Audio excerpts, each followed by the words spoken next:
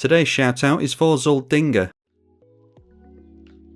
Well, it's great to finally see a Simic commander that's actually unique and creative.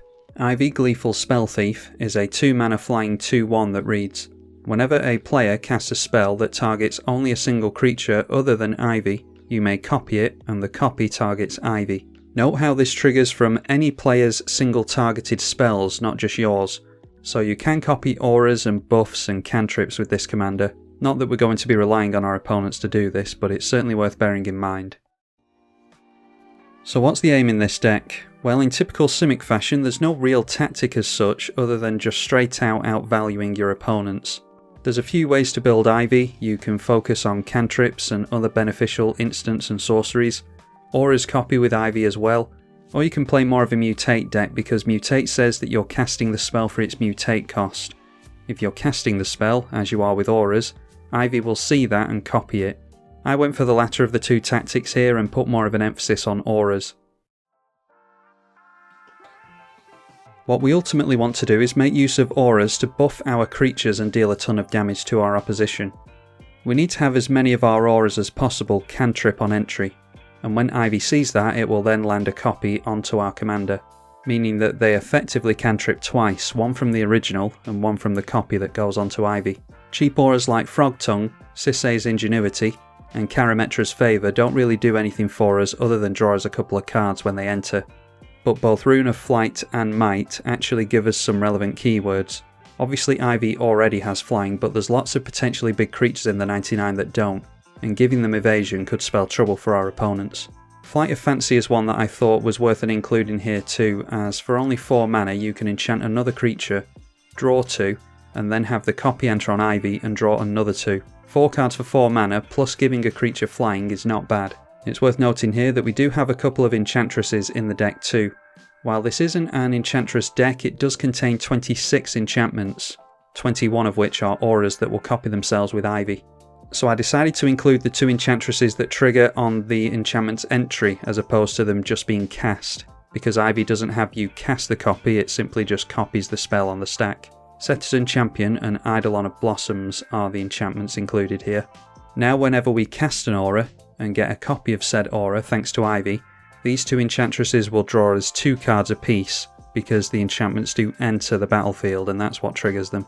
As for the other auras, it's mainly buffs and protection. Hexproof enablers include Alpha Authority, Canopy Cover, Curator's Ward and Shielding Plaques, the latter of which include card draw. Then for even more protection we've got a couple of pieces of totem armour in Eel Umbra and Bear Umbra. Obviously Bear Umbra acts as a means of untapping our lands here too.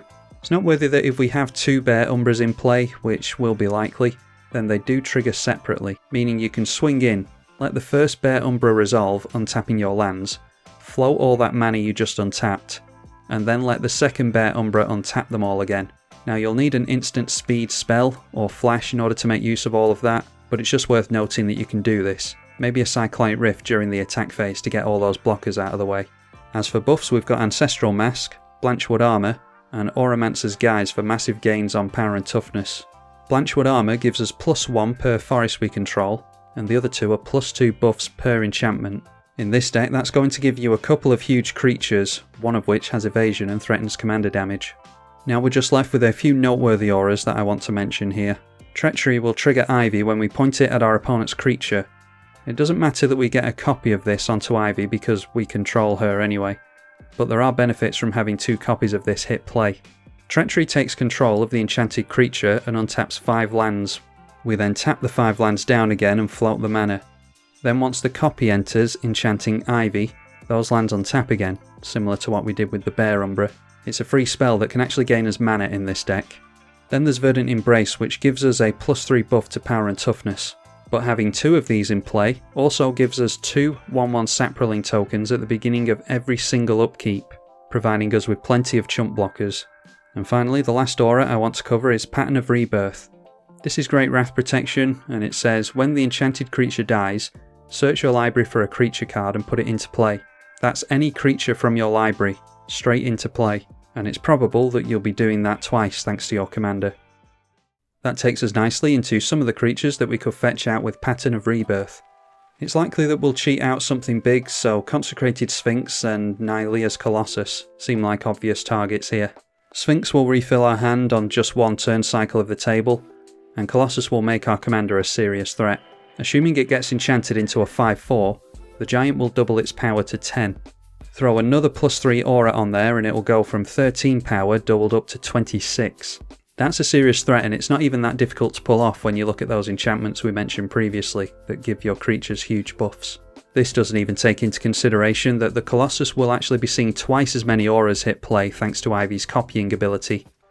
So like I said, on first glance this might seem like Magical Christmas land, but it's actually really not that difficult to pull off. Some other noteworthy creatures before we cover Mutate are creatures that benefit a targeting strategy. Artisan of Forms and Meletis Astromina both have Heroic, giving them triggered abilities from being targeted. Artisan becomes a copy of any creature it can target, so if your opponent has an Avacyn or a nasty Blightsteel in play, you can easily make a copy of it with this thing. Astronomer shouldn't often fail to keep us in enchantments either, as it reveals the top 3 cards on being targeted and gives us an enchantment from amongst those cards. Then it doesn't technically have Heroic, but pretty much does. Gnarlbat Rhino draws us a card whenever you cast a spell targeting it. This has the added benefit of trample built into it, so if you buff it massively it's going to deal a lot of damage. Spellwind Oof will really help churn out those auras and copy them onto Ivy, as spells that target the Oof cost 2 less to cast. And Aura Gnarlid gets +1 per aura that's in play, so it doesn't even have to be enchanted itself. It just looks at every aura in play, including on your opponent's side of the field, and buffs itself accordingly. So I mentioned it briefly before, but now we're going to get into it. Mutate Creatures. Well, Mutate is an alternative casting cost, so you're still casting a spell, meaning that Ivy sees that and copies the Mutate creature onto herself, gaining more effects. There aren't this many Mutate creatures to choose from for this deck anyway, but as I went with a more aura-based themed deck anyway, I just cherry-picked 6 of them that would best suit the deck. Sea Dasher Octopus will draw as a card whenever a mutated creature lands a hit in combat. If you have 2 of these in play, then that's hopefully 2 pieces of combat damage that you can land on your opponent's face, and draw 2 cards in doing so. Trumpeting Gnar will instantly replace itself with a couple of 3/3s, at least in this deck. Obviously you'll get more than that if your commander's already mutated. Great Horn gives us a rampant growth, and we do have 13 basics in the deck, so we shouldn't run out of fetchable lands there. Auspicious Starix just straight up gives us permanence. You can't really miss with Starix, and it's one of the best mutate creatures there is in my opinion. Then finally it's Sawtusk Demolisher, which is near enough a beast within when it mutates, except it can't destroy creatures. So I suppose it's more of a Terastodon. Anyway, for all the value these mutate creatures will provide, we can gain even more insane value from them by using an old standard trick from a few years ago. Scoot Swarm makes a copy of itself on land 4 when you go north of 5 lands. If the insect is mutated, that means it copies itself along with all the mutated abilities. This doubles and doubles the more landfall you make, so you could be making a ton of copies of the Octopus, or a big 6/6 Trampler, or any of the other mutate cards. It's a lot of fun and it can really get out of hand quickly. Mutate also allows you to turn your commander into another creature, mainly one that has more power and toughness and isn't legendary. Now why would you want your commander to lose legendary? Well, there is yet another small sub-theme to the deck, where we can make copies of creatures and just generate a ton of value in typical Simic fashion. The more copies of Ivy we have, the more copies of our targeted spells we get, each one of them targeting another one of our Ivy copies. One cantrip spell can turn into a 1-mana draw 5 card. Sakashima and Spark Double will copy Ivy regardless of whether she's legendary or not, and Mirror Hole Mimic can copy her as long as she's not legendary. The Mimic also goes hand in hand with the Aura theme, as we can disturb it from the graveyard as an aura that copies a creature on upkeep. Orvar can make use of Ivy's lack of legendary status as well. Plus, worst case scenario, it can make copies of our other creatures, for instance allowing you to draw millions of cards from the Consecrated Sphinx. It doesn't end there though. Rite of Replication we're looking to cast Kicked, so it'll bring in 5 copies of a creature. This can copy our opponent's stuff, so bear that in mind, but preferably our commander won't be legendary at this point, so we can just point this at another creature, get a copy of the spell onto non-legendary Ivy, and make 10 tokens right there, including 5 Ivies. Now just point some of your buffing spells and cantrip spells at another creature, and it'll copy for every single Ivy that you have in play. making a bunch of huge buffs and drawing a whole bunch of cards in the process. And to top this video off, we'll have a look at the brand new Versuven Duplimancy, releasing alongside Ivy. This card is going to do some serious work in this deck, and it's pretty much an Orvar on an enchantment, except the copies it makes are non-legendary straight away. Meaning we've got yet another way of making multiple Ivies, and therefore making multiple copies of all of our spells. I have massively high hopes for this deck, and I hope that you all look forward to seeing it in action. Was there anything I missed? Anything I got wrong? Be sure to let me know in the comments. And a massive thank you goes out to the patrons as ever.